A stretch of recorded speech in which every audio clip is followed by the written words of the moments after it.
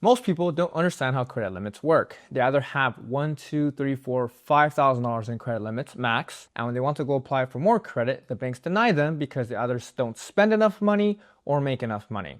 So as a result, they get bad credit or they're limited to scale certain opportunities. So in this video, I'm going to break down how you can get higher credit limits that avoid hurting your credit score. And if you use this exact process, you'll even earn an extra free flight or two, add an extra $5,000 to $10,000 a month to your business, or build better credit without getting into more debt. So let's break it down. Let's assume that Bank of America gave you $1,000 as a credit limit, right? So naturally, you're going to use this credit card and you're probably going to spend $500 on food. Then you're going to spend, let's say, another $200 on gas. And then you're probably going to spend $50 on amenities, sweets, desserts, etc. Right? Anyways, all right, if we break this down, the $500 you spent is already 50% of your credit score. The $200 you spent is an additional 20%, which puts you at 70%. And the $50 that you spent is an additional 5%. So if you add these up, you're sitting at 75% of your total credit used. So what most people do wrong is that they get a full 30 days to pay back this entire balance. So what most people do wrong is they let $750 of their debt report to the credit bureaus. So when it reports, it's going to report as 75% credit usage. And that's bad. Well, it's bad because banks use credit scores to determine how much of a risk you are as a borrower. And one of the biggest factors that they use to determine whether or not you are a risky borrower is your credit usage. Credit usage makes up for about almost 1/3 of your score. So that's around 30%. So what happens is that if you let 75% of your score report to the credit bureau, what that really means is that the banks are going to see that and see, wow, you are using a lot of credit. A general rule of thumb is to keep that credit utilization under 30%. The fact that you are at 75% is naturally going to flag as a risk to the banks, which will in turn drop your score. But that's not all that goes wrong. The problem is that a lot of people who are using credit, like the way I just explained, are using their credit and putting them into things that don't make them any money. So in this situation, people spend $500 on food, $200 on gas, and then $50 on, I don't know, desserts, sweets, etc., right? But the problem is that none of that stuff actually made you money.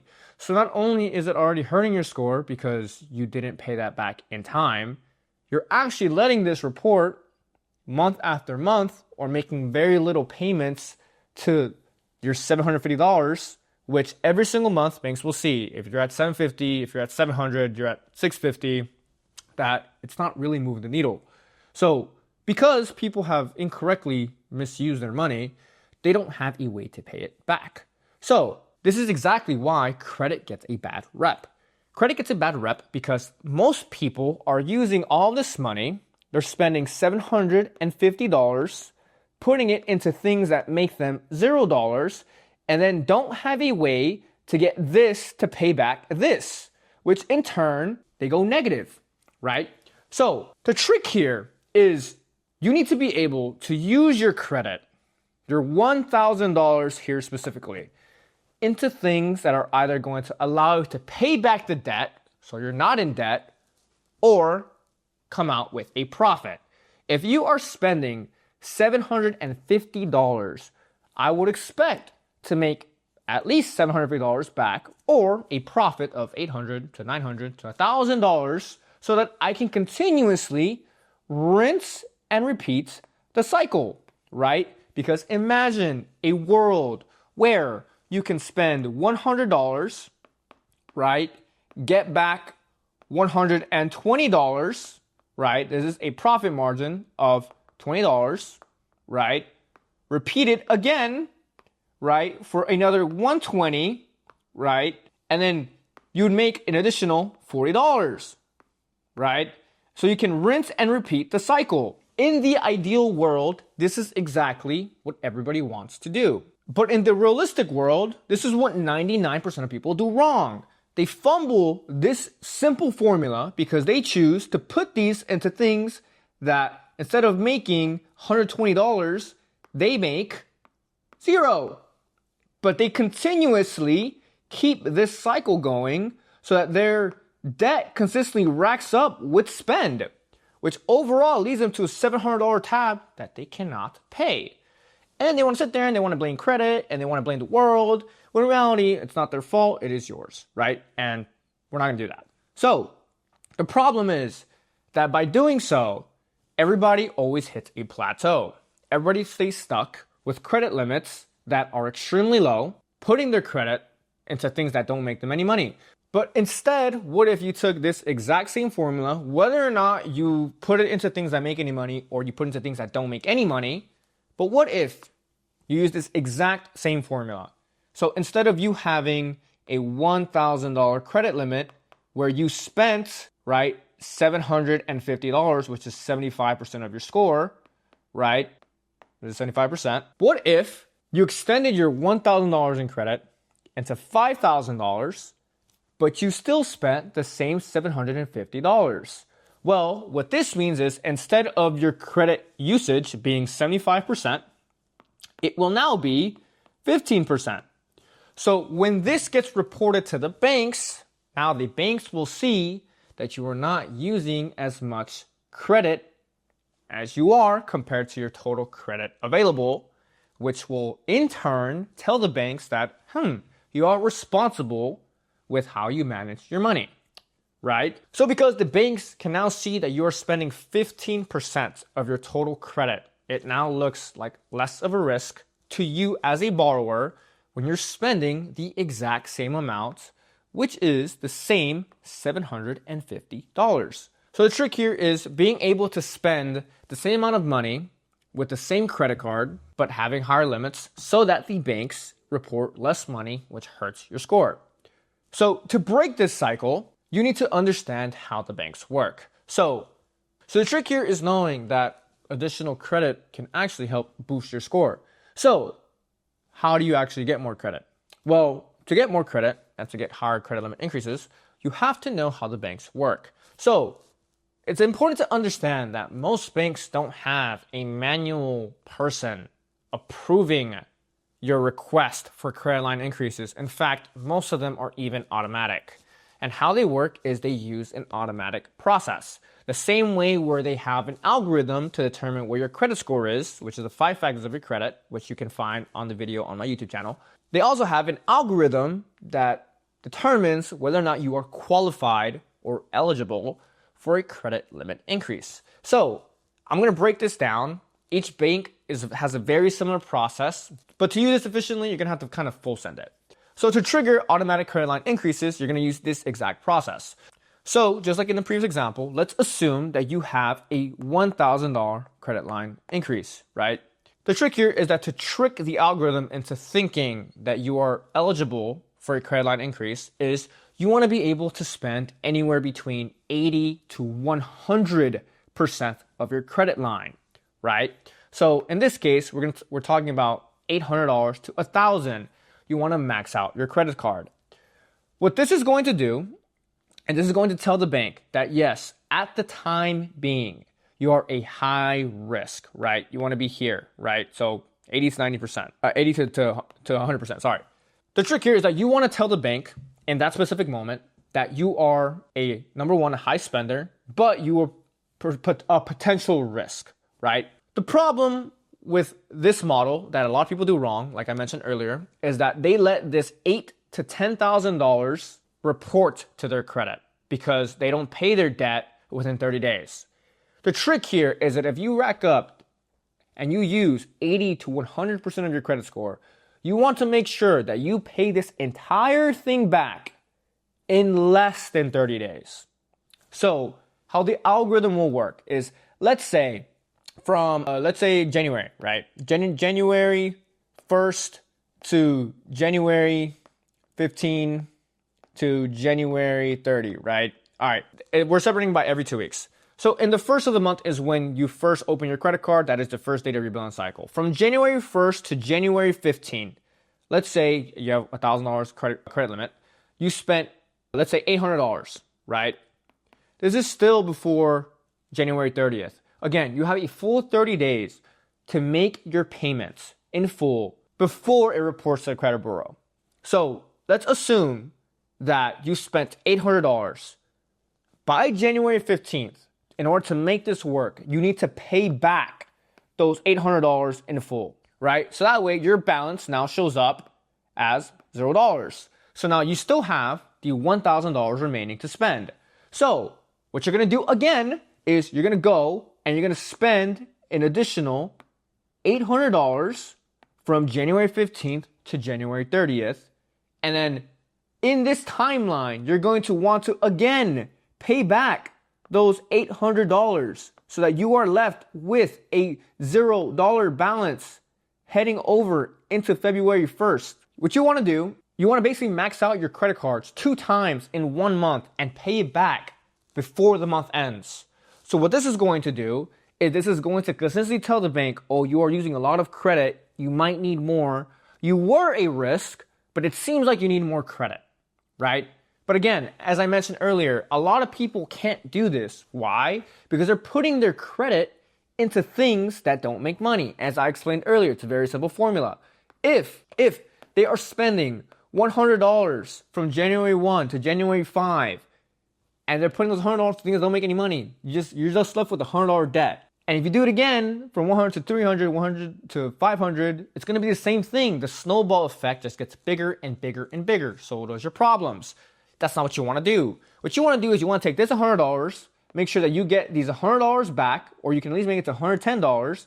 Repeat again, right? $100, you pay it back, right? Minus 100. You repeat again with minus another $100, right? So you're left with a $0 debt at the end of everything. So what the bank will do is naturally they will determine how much money you're spending versus how much money you're making because you're paying back your balances, and they'll give you an automatic credit limit increase. But it's very important to also understand that some banks have automatic systems in which if it's automatic, they will not do a hard pull.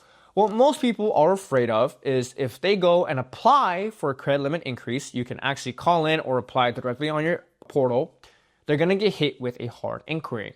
Well, in case you didn't know, hard inquiries are only 10% of your score, and they only affect you for 6 months, whereas your credit limit usage is affecting 30% of your score.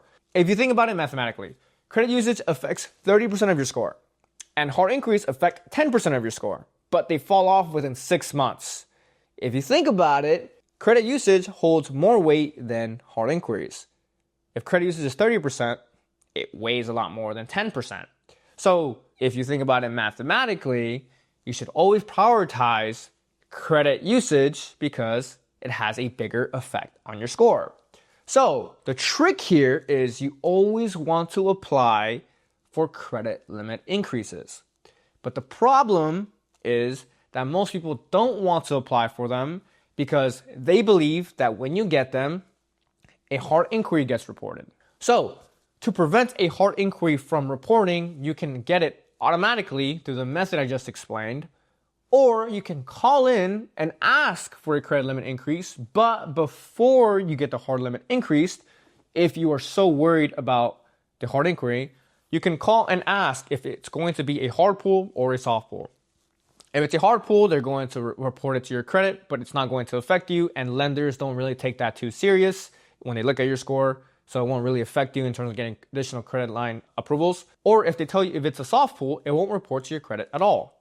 But regardless, in my personal experience, I don't mind if they report a hard inquiry to my report for a credit line increase because credit line increase or credit usage in general is 30% of your score. If I can increase my limits from $10,000 to $20,000 when I have a $5,000 debt, my usage drops from 50% to 25%, which in turn boosts my score just by getting more credit.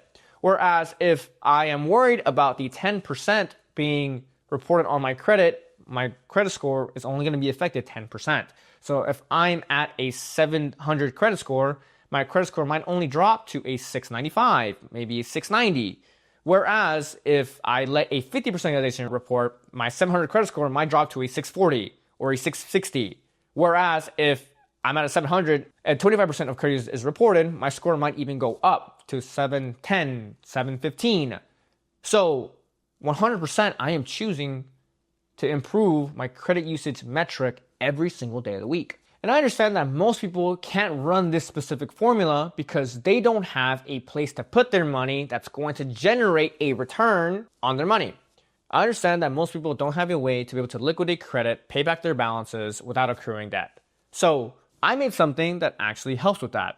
I run a free community that lets you liquidate credit for free. How this process works is you will be able to see a whole catalog of products that we are buying. Let's assume I am buying MacBooks. If MacBooks are $1,000, you will be able to use your credit card on any site that you choose. You'll be able to send these MacBooks to me. I'll verify the MacBooks. Assuming the MacBooks can be verified and that they are legit, because some people like to send fake product, I will then issue you a payout in which this payout can vary. This payout can either include commission, which will be anywhere between 1 to 5% of your total purchase price, or it'll be exactly what you paid. So, in this event, worst case scenario, I'm going to pay you, absolute worst case scenario, $1,000 back for every single iPad that you send directly to my warehouse after your payment is verified. Once that happens, you will take this $1,000 and then you will go and you will pay back your credit card statement so that if you have a $1,000 credit card, I pay you, you pay back the balance, you are officially running this playbook essentially for free. So what this helps you with is you can build even more credit, right? Let's say you build to 5K, and if you're using a credit card that either earns points, miles, or cash back, and let's say for every purchase you earn $1, 1 point per dollar spent, that's 1,000 points per every single purchase that you've done for me. Or you can earn, if you earn anywhere between 1 to 5% cash back, depending on the credit card you use, you can earn an additional $10 to $50 per purchase. So this will let you build better credit, earn free cash back and points, and if you're a beginner, this is the exact process that I use and that everybody else uses to scale credit line limits without the risk of buying things that don't make any money. You are guaranteed a return, or at the bare minimum, these $1,000 back so that you can execute this playbook correctly. So if you're somebody that wants to scale credit line limits, but you are afraid of buying your own product, selling it because you're worried that you might not get the money back, you can join my free community through a link in the description. If you want to learn other ways to use credit to make money online, subscribe to my YouTube channel to where I talk about other different ways to make money using credit. So catch you on the next video.